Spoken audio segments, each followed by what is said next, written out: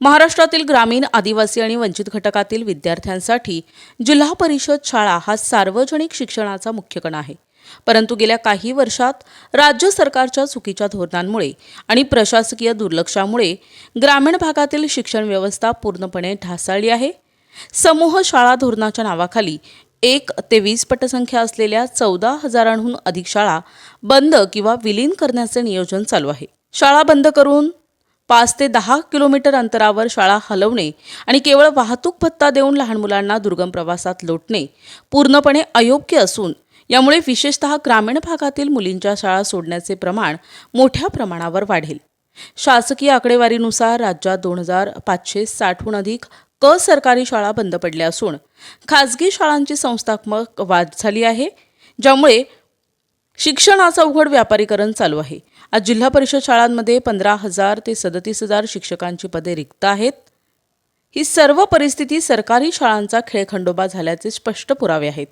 दुसरीकडे शैक्षणिक आणि सांस्कृतिक पातळीवरही अत्यंत गंभीर दुर्लक्ष झालंय. NCERTच्या इयत्ता 8वीच्या सामाजिक शास्त्र विषयाच्या पाठ्यपुस्तकातून 1758 ते 1760 या काळातील मराठा साम्राज्याचा ऐतिहासिक विस्तार दर्शविणारा नकाशा पूर्णपणे हटविण्यात आला आहे. अटकेपार भगवा फडकवणाऱ्या आणि संपूर्ण भारतात हिंदवी स्वराज्य प्रस्थापित करणाऱ्या मराठ्यांचा गौरवशाली इतिहास आणि अटकेपासून कटकपर्यंतचा पराक्रम राष्ट्रीय अभ्यासक्रमातून पुसून टाकण्याचा हा प्रकार अत्यंत जाचक आणि संतापजनक आहे. सीमांबाबत काही तांत्रिक हरकती असल्यास नकाशा दुरुस्ती करणे हे शैक्षिक कर्तव्य होते. मात्र दुरुस्तीऐवजी संपूर्ण नकाशाच गायब करून शंभू छत्रपतींच्या आणि मराठा पराक्रमाचा राष्ट्रीय स्तरावर अवमान करण्यात आलाय. या सर्व गंभीर बाबींचा विचार करता शिक्षणाचा खेळखंडोबा करणाऱ्या, शाळा बंद पाडणाऱ्या आणि रक्षण करण्यात पूर्णपणे अपयशी ठरलेल्या राज्य शिक्षण मंत्र्यांनी आपल्या पदाचा तात्काळ राजीनामा द्यावा अशी आमची ठाम मागणी आहे. त्यासोबतच समूह शाळा धोरणाअंतर्गत शाळाबंदीचा निर्णय तात्काळ यावा. जिल्हा परिषद शाळांमधील शिक्षकांची सर्व रिक्त पदे नवीन शैक्षणिक वर्षापूर्वी भरली जावीत. पिण्याचे पाणी, स्वच्छतागृह आणि डिजिटल सुविधा पुरविण्यात याव्या आणि NCERTच्या पाठ्यपुस्तकात साम्राज्याच्या ऐतिहासिकदृष्ट्या अचूक नकाशा पुनर्स्थापित करण्यासाठी केंद्र सरकारकडे ताकद करण्यात यावा. मध्ये जो शिक्षणाचा खेळ खंडोबा चालू आहे आणि महाराष्ट्रामध्ये MSCITचे पेपर लीक झाले, त्या संदर्भात आज स्वराज्याच्या वतीने जिल्हाधिकाऱ्यांना निवेदन देण्यासाठी आम्ही सर्व स्वराज्य पदाधिकारी जमलेलो आहोत. छत्रपती संभाजी महाराजांच्या नेतृत्वाखाली आम्ही हे आंदोलन करत आहोत आणि याच्यानंतर जर शिक्षणामध्ये कधी सुधारणा केली नाही तर आम्ही उपोषणाला बसल्याशिवाय राहणार नाही व महाराष्ट्रव्यापी आंदोलन मोठं उभं करणार, ही आमची गवाही आहे. गोरगरीब विद्यार्थ्यांना न्याय देण्यासाठी आज आमचं आंदोलन उभं केलेलं आहे. शासनाने जो चालवलेला गोंधळ आहे, जो गरीब विद्यार्थ्यांना शिक्षणाचा अधिकार नाही का, हा आमचा महत्त्वाचा प्रश्न आहे.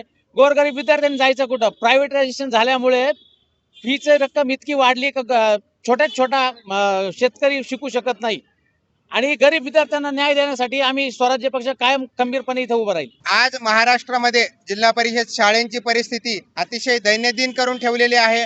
जवळपास हजारो शाळा दादा भुसे साहेबांनी बंद पाडण्याचं ठरवलेलं आहे. त्याचा विलीनीकरणाच्या नावाखाली या शाळा बंद पाडणार आहेत. अनेक शाळांमध्ये शिक्षक नाही.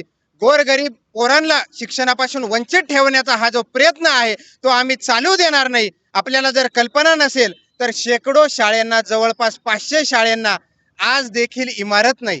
जवळपास शेकडो शाळांना आज देखील वीज नाही. त्या शाळांमध्ये टॉयलेटची अवस्था नाही. ज्या शाळांमध्ये टॉयलेट आहे त्या शाळांमध्ये महिला विद्यार्थिनींसाठी टॉयलेटची व्यवस्था नाही. अन्न आहार जो पोषण आहार जो आपण म्हणतो, यामध्ये फक्त पैसे खाल्ले जातात आणि या राजकारण्यांचे पोटं भरले जातात, पण विद्यार्थ्यांपर्यंत तो आहार पोहोचत नाही. खरोखर यांनी एकच गोष्ट ठरवली आहे, जिल्हा परिषद शाळा बंद पाडायच्या.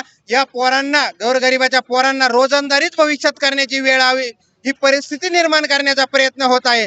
त्यामधून देखील काही पोरं हुशार ठरले, या सगळ्या नियतीवर मात करून जर पुढे आले आणि 12वी झाले, ज्या पोरांना, गोरगरिबाच्या पोरांना 80% मार्क मिळतात त्यांना CET मध्ये फक्त 60%, 70%, आणि ज्या धनदांडग्याच्या पोराला 50% मार्क आहे 12वी मध्ये, त्या पोराला 99% अहो, तुम्ही इथून मागं फक्त परीक्षा लीक करत होते, आता तर तुम्ही भिकारी झाला आहात. अक्षरशः रिझल्ट विकायला लागले. पण तुम्हाला मी सांगतो, तुम्ही गोरगरिबाला मारून त्याच्या टाळूवरचा लोणी खाण्याचा जर प्रयत्न करणार असाल तर शिक्षण मंत्री इथून पुढच्या पिढ्या देखील तुमच्या त्या प्रमाणात निर्माण होणार नाही. अहो किती साचवायचंय तुम्हाला?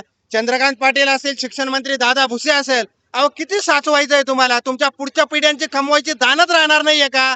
अहो किती साचवणार तुम्ही? 12वी झाल्यानंतर जी सीईटी होती त्याचे देखील पेपर विकण्याचं काम चंद्रकांत पाटलांनी केलं, असं म्हणणं वावगं ठरणार नाही. तुमच्या खात्याअंतर्गत जर MSCIT सेल असेल आणि त्याच्यावर तुमचं नियंत्रण नसेल, याचाच अर्थ हे तुम्ही सांगून सवरून करत आहात. म्हणूनच मुख्यमंत्री साहेबांना आमची विनंती आहे, आज कलेक्टर साहेबांच्या माध्यमातून आम्ही निवेदन देत आहोत की मुख्यमंत्री साहेबांनी चंद्रकांत पाटील व दादाजी भुसे दोघांचे राजीनामे तात्काळ मंजूर करावे, अथवा महाराष्ट्रामध्ये स्वराज्याच्या माध्यमातून एक मोठं आंदोलन उभं झाल्याशिवाय राहणार नाही.